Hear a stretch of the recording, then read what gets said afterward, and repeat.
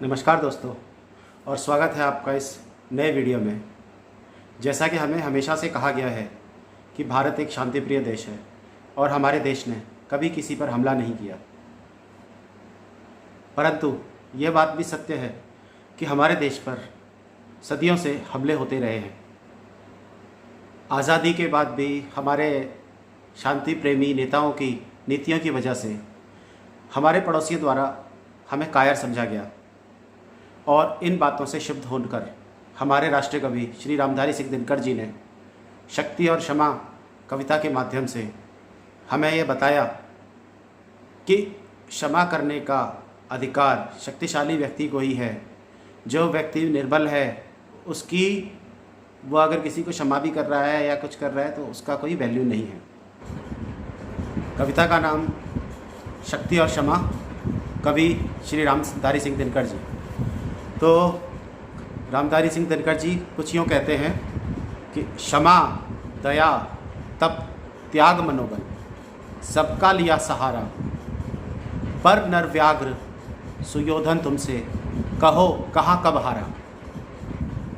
इन पंक्तियों में रामधारी सिंह दिनकर जी पांडवों की तरफ बात कर रहे हैं और कह रहे हैं कि आपने क्षमा दया तप त्याग आदि सब चीज़ों का सहारा लिया, पर जो ये दुर्योधन था तुम्हारी बात का माना।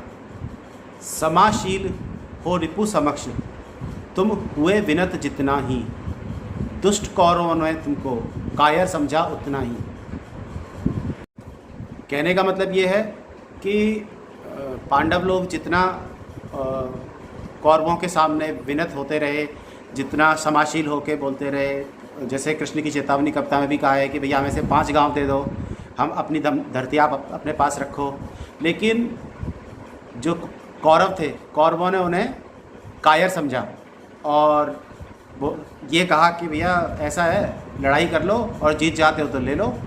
अत्याचार सहन करने का कुफल यही होता है, पौरुष का आतंक मनुज कोमल होकर खोता है।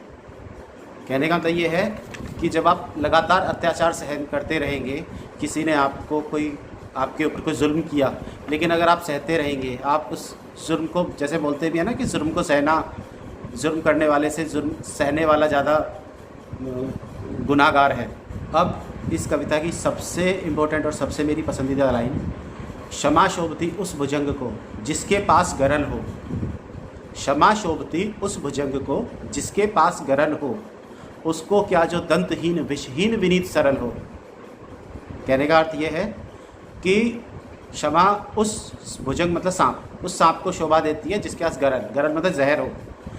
उसको क्या जो दंतहीन विषहीन विनीत सरल हो, जिसके पास जहर ही नहीं है, दांत नहीं है, उसको तो लोग मतलब बच्चे या लोग भी कह लो, अगर आपको पता लग गया कि ये सांप काटने वाला नहीं है तो लोग लात भी मारेंगे, पत्थर भी मारेंगे, सब काम। आदमी की सांप से डर इसी बात पर लगता है कि वो काट लेगा तो जहर से आदमी मर सकता है। तो सांप के जहर में ही सांप की शक्ति है, आप ये कह लीजिए। अब ये कविता महाभारत से रामायण की तरफ जा रही है और रामायण के उस वृत्तांत का डिस्क्रिप्शन है जहाँ पर भगवान श्री राम सागर के किनारे सागर से रास्ता मांगने के लिए 3 दिन तक उससे अनुनय विनय करते रहे।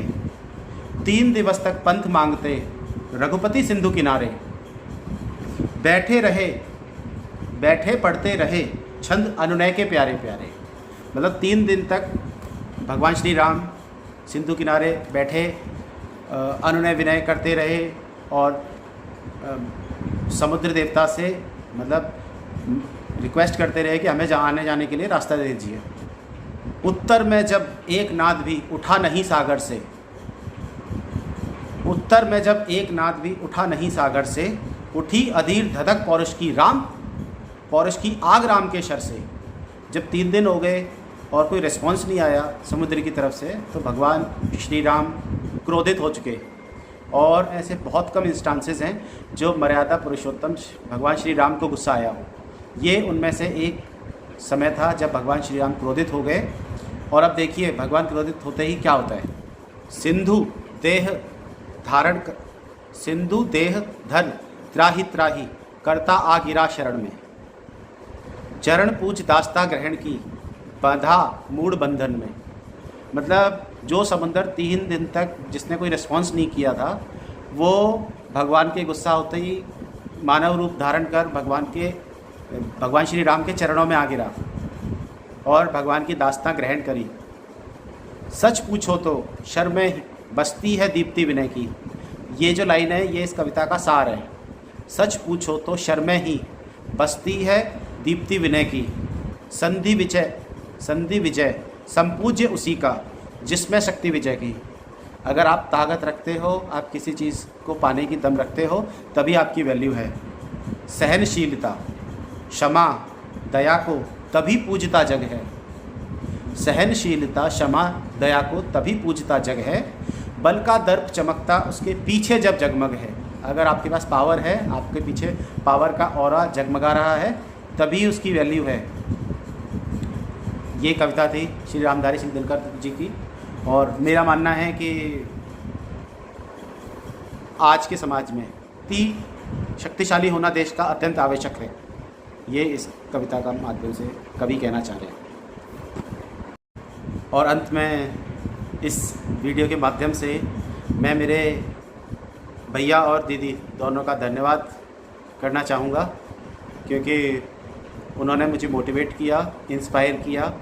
और आशा करता हूँ इसी तरह का प्रयास, इसी तरह का प्यार आपसे मुझे भविष्य में मिलता रहेगा। मिलते हैं ऐसे ही किसी अगले वीडियो में। तब तक के लिए धन्यवाद। सी यू।